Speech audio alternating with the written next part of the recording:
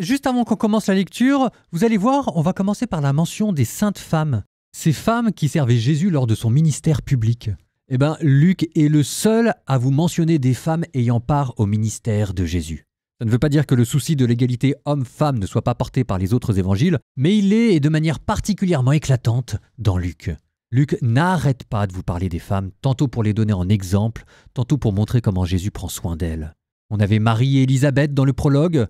Vous aurez eu cette femme pécheresse que Jésus, malgré ses pleurs, hisse au rang de véritable maîtresse de maison. Vous aurez encore les innombrables miracles féminins de Jésus que vous allez entendre. Ce n'est pas encore du féminisme au sens moderne. Luc ne remet pas en cause les structures et les lois sociales, mais c'est déjà le déplacement révolutionnaire qui un jour le fera éclore. Des femmes hissées au rang de modèles de foi, associées à la mission de Jésus, qui incarnent la prophétie et la louange, et plus tard on verra à la fin de l'évangile comment ce sont elles qui ont reçu et transmis la bonne nouvelle de la résurrection.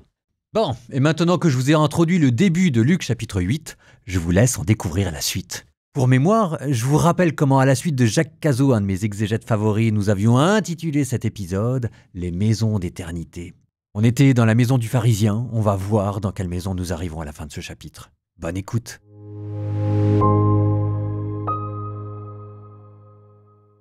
Luc, chapitre 8. Ensuite, il arriva que Jésus, passant à travers villes et villages, proclamait et annonçait la bonne nouvelle du règne de Dieu. Les 12 l'accompagnaient ainsi que des femmes qui avaient été guéries de maladies et d'esprits mauvais. Marie, appelée Madeleine, de laquelle étaient sortis 7 démons.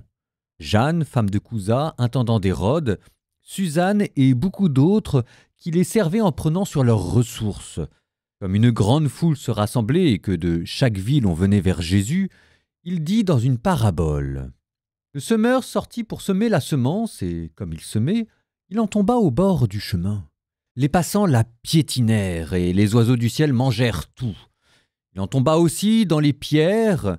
Elle poussa, mais elle sécha parce qu'elle n'avait pas d'humidité. Il en tomba aussi au milieu des ronces, et les ronces, en poussant avec elle, l'étouffèrent.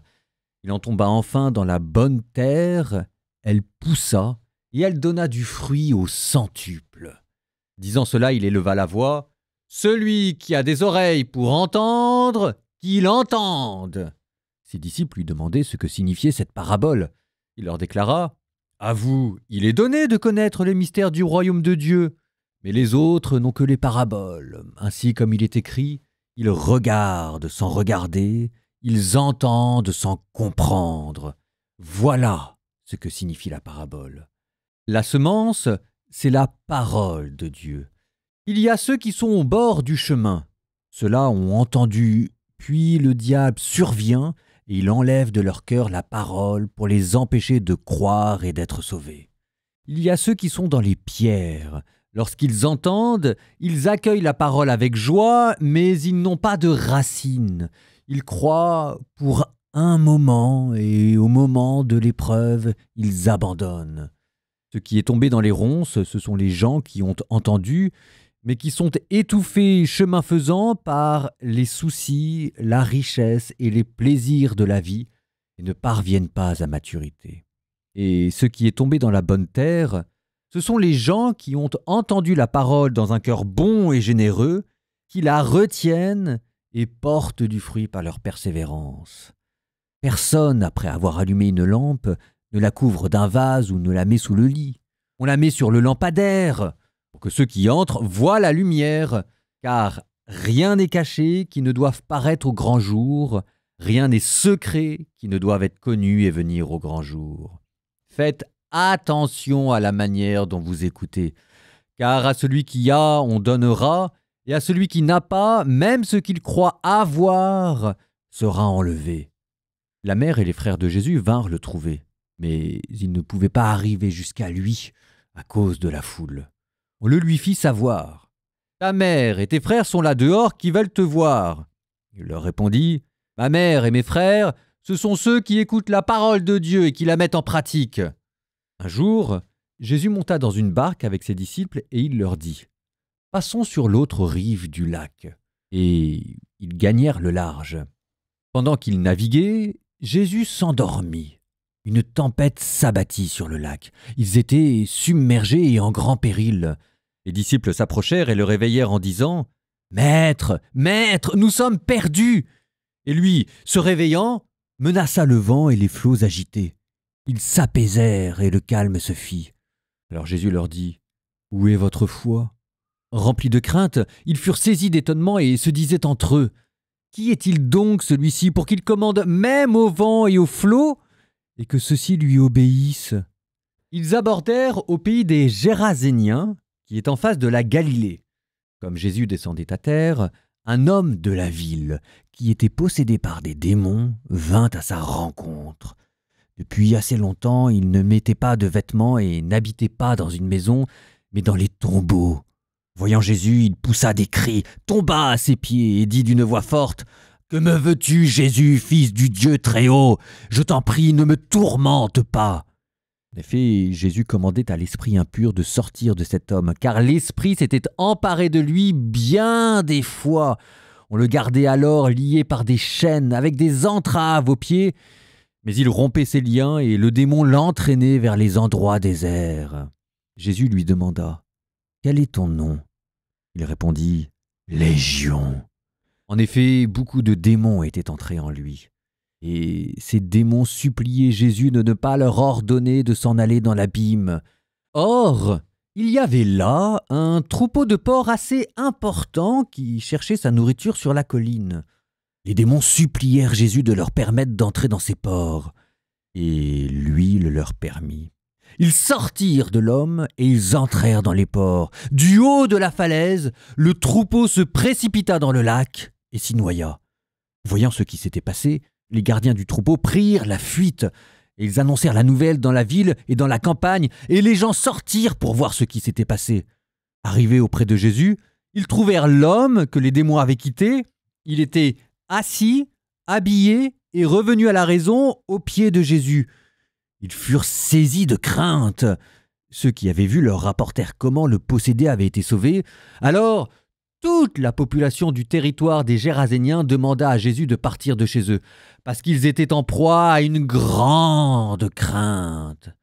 Et Jésus remonta dans la barque et s'en retourna. L'homme que les démons avaient quitté lui demandait de pouvoir être avec lui. Mais Jésus le renvoya en disant « Retourne chez toi et raconte tout ce que Dieu a fait pour toi. » Alors cet homme partit proclamer dans la ville entière tout ce que Jésus avait fait pour lui. Quand Jésus revint en Galilée, il fut accueilli par la foule car tous l'attendaient.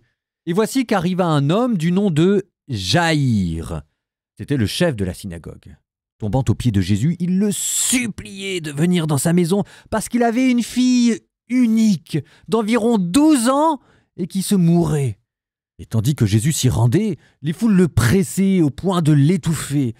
Or, une femme qui avait des pertes de sang depuis 12 ans et qui avait dépensé tous ses biens chez les médecins sans que personne n'ait pu la guérir, s'approcha de lui par derrière et toucha la frange de son manteau. À l'instant même, sa perte de sang s'arrêta. Et Jésus dit « Qui m'a touché ?» Comme ils s'en défendaient tous, Pierre lui dit « Maître, les foules te bousculent et t'écrasent. » Mais Jésus reprit « Quelqu'un m'a touché, car j'ai reconnu qu'une force était sortie de moi. » La femme, se voyant découverte, vint toute tremblante, se jeter à ses pieds. Elle raconta devant tout le peuple pourquoi elle l'avait touché et comment elle avait été guérie à l'instant même. Jésus lui dit « Ma fille, ta foi t'a sauvée. Va en paix. » Comme il parlait encore, quelqu'un arrive à la maison de Jaïr, le chef de synagogue, pour dire à celui-ci « Ta fille est morte. Ne dérange plus le maître. » Jésus, qui avait entendu, lui déclara « Ne crains pas, crois seulement et elle sera sauvée. » En arrivant à la maison, il ne laissa personne entrer avec lui, sauf Pierre, Jean et Jacques, ainsi que le père de l'enfant et sa mère. Tous la pleuraient en se frappant la poitrine. Mais Jésus dit « Ne pleurez pas, elle n'est pas morte, elle dort. » Mais on se moquait de lui, sachant qu'elle venait de mourir. Alors il saisit la main et dit d'une voix forte « Mon enfant, éveille-toi !» L'esprit lui revint, et à l'instant même, elle se leva. Alors Jésus ordonna de lui donner à manger. Ses parents furent frappés de stupeur, Quant à Jésus, il leur commanda de ne dire à personne ce qui était arrivé.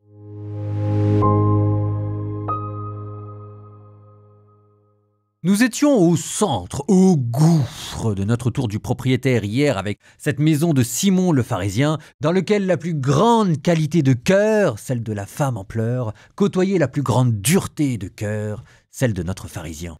Et maintenant, il s'agit de remonter pour essayer d'arriver enfin dans une maison où Jésus sera à l'aise. Et vous avez vu comment est-ce que les épisodes d'aujourd'hui répondaient à ceux de ce matin, comme pour essayer de remonter la pente dans laquelle nous nous étions enfoncés. Vous aviez la grande parabole, celle du grain semé, qui répondait à l'autre parabole de ce matin, celle que Jésus donnait à Simon le pharisien avec un créancier qui avait 2 débiteurs. Cette parabole du semeur, vous la connaissez par cœur, mais placez-la maintenant, son sens change un tout petit peu.